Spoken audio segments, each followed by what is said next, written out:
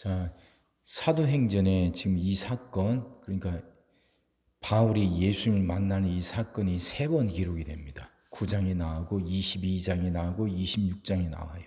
이게 똑같은 사건이 3번이나 한 책에서 3번이나 기록한다는 건 그만큼 중요한 사건이죠. 그래서 이 사건을 통해서 기독교가 비로소 틀을 갖추게 되고, 그래서 이제 많은 곳에 이제 전파되는 세계 종교가 될 수 있었습니다. 그러니까 이 말은 바울이 기독교 역사에 끼친 공헌이 참 크다는 거예요. 바울은 그렇게 어렸을 때부터 체계적으로 이렇게 공부했던 사람입니다. 그러니까 이제 체계적으로 논리적으로 사고할 줄 아는 사람이라는 거죠. 그래서 예수님의 가르침을 논리화하고 체계화해서 그 당시 그러니까 이제 헬라 문명 아닙니까?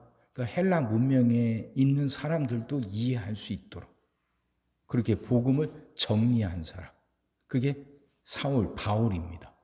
바울이 그렇게 정리하고 유럽의 복음을 전한 것 때문에 기독교가 세계 종교가 된 거죠. 굉장히 큰 일을 한 사람이고 이게 큰 사건입니다. 근데 이 바울은요, 처음에는 그는 이제 여기 다메섹이라는 게 지금 시리아의 수도 다마스쿠스를 말하잖아요. 그곳에 가기 전에는 하나님 몰랐냐? 아니잖아요. 그럼 신앙생활 제대로 안 했냐? 아니잖아요. 누구보다도 열심히 했던 사람입니다. 바리새인이었어요. 그러니까 말씀을 잘 알고 말씀을 최선을 다해서 지키는 사람이었다는 거죠.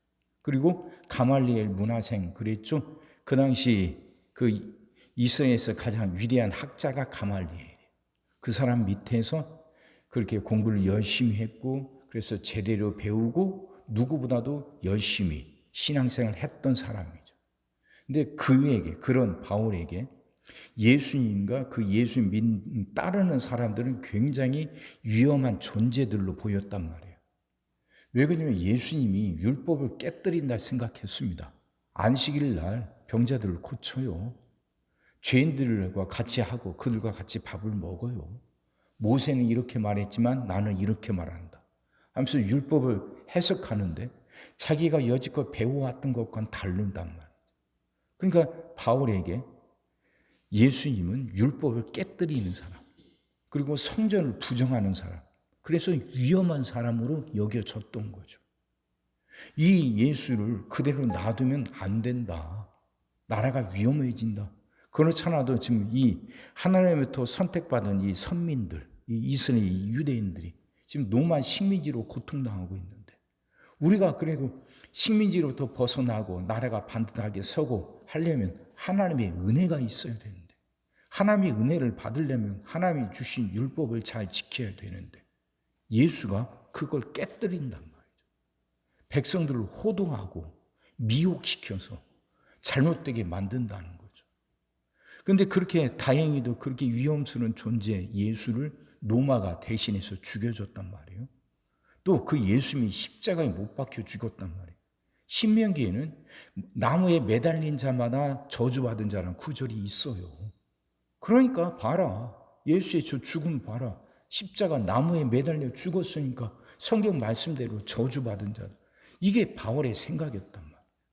근데 그 바울 생각대로 그렇게 예수만 죽으면 다 끝날 줄 알았는데 그 제자들을 통해서 더 큰 역사가 일어난단 말이에요. 그러니까 바울은 그걸 두고 볼 수가 없었던 겁니다. 그래서 나서서 지침마다 다니면서 예수 믿는 사람들을 잡아다가 끌어와서 감옥에 가두고 그것도 모자라서 이제 다메섹까지 쫓아갔던 것이 이제 거기서 예수님을 만난 거예요. 이건 환상이 아니에요. 하늘에서 빛이 비치고 소리가 들리잖아요. 이건 환상이 아니라 바울이 직접 자기 눈으로 봤던 거예요. 죄인 중에 괴수, 예수님. 근데 그 예수님이 하늘의 보좌에 앉아 계시고 자기에게 말씀을 하시는 거죠. 거기서 바로 완전히 거꾸러진 겁니다.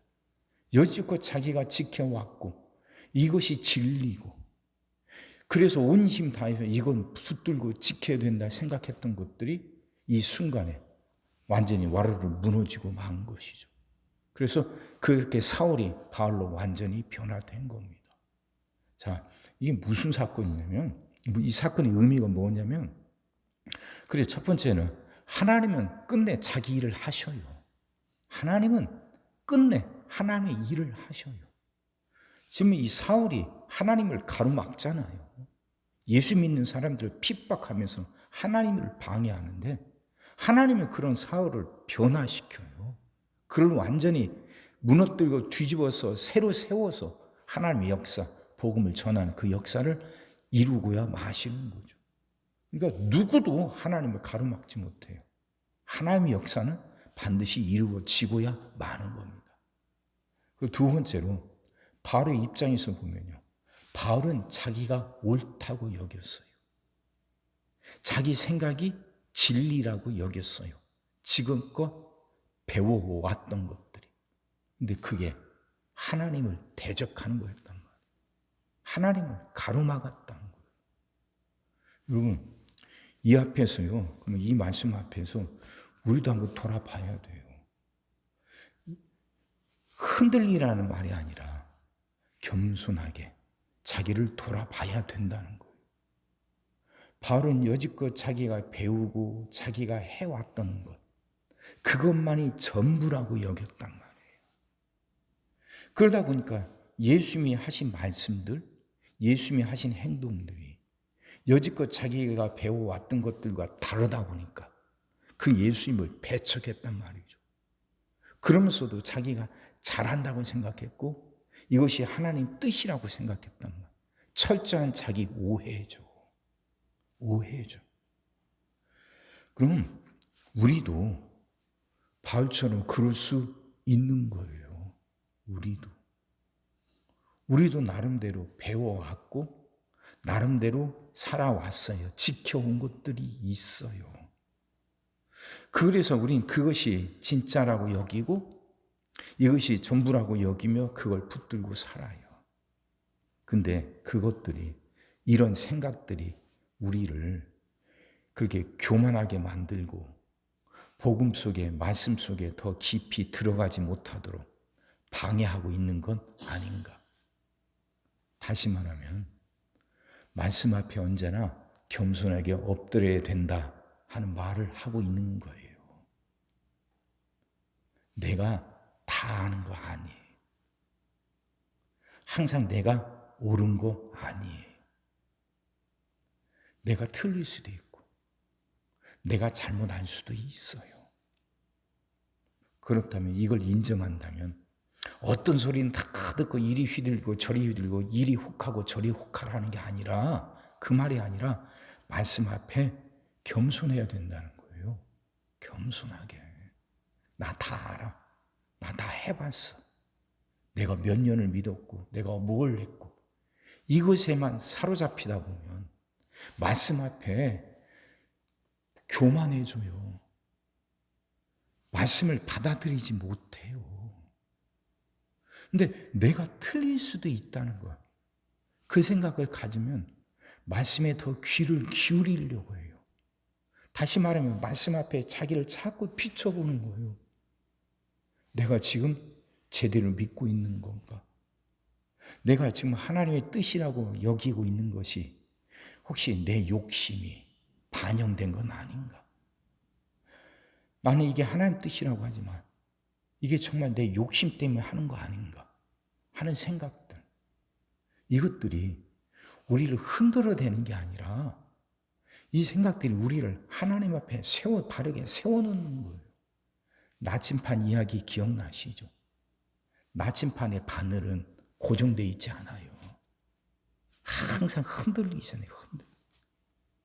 이 나침반에 바늘이 고정됐다는 건 그건 고장난 거예요. 못 쓰는 거예요. 고장나서 못 쓰는 거예요. 근데 바늘이 계속 흔들리고 있다는 거예요. 이게 지금 제대로 작동하고 있다는 것이거든요. 우리가 그런 바늘 같아야 돼요. 우리는 온전한 존재들이 아니에요. 인간은 완전한 존재들이 아니에요. 그러니까 언제나 그 북극을 가리키면서도 흔들리는 게 아무렇게나 왔다 갔다 하는 게 아니잖아요. 나침반 바늘이 북극을 가리키면서도 흔들린다. 그렇게 언제나 내가 틀릴 수도 있다는 생각 갖고 겸손하게 말씀을 들으려고 해야 돼. 마치 여전히 북극을 가리키면서도 계속 흔들리는 나침판의 바늘처럼 그렇게 살아갑시다. 이게 신앙이에요. 사람들은 남을 속이기도 하지만 자기가 자기를 속이기도 해요.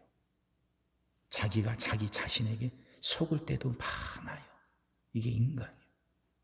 자기 욕심을 하나님 뜻이라고 교묘하게 포장해서 스스로 자기를 속이기도 해요. 근데 그래 갖고는 안 되거든요. 그건 거짓이거든요. 그럼 겸손해야지. 엎드려야지. 엎드려서 겸손하게 말씀 듣고 그 말씀에 자신을 비춰보면서 자신을 다듬어 가야지. 이게 신앙이에요. 바울은 자기 생각에 막 그렇게 사로잡혔던 사람, 추호도 의심 없이 이것만이 진짜라고 여겼던 사람. 그랬던 그가 다메섹에 예수 만나서 결국 거꾸로 치죠.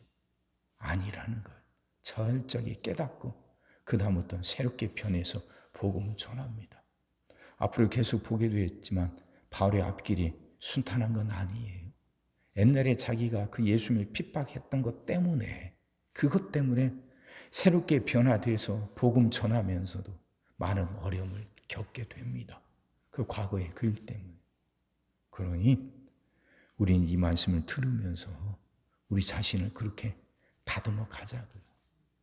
여전히 북극을 가리키면서도 흔들리는 나침판의 바늘처럼 내가 항상 옳은 것은 아니라는 생각. 그래서 언제나 겸손하게 엎드려 말씀 들어야 된다는 것. 언제나 기준은 말씀해야 된다는 것.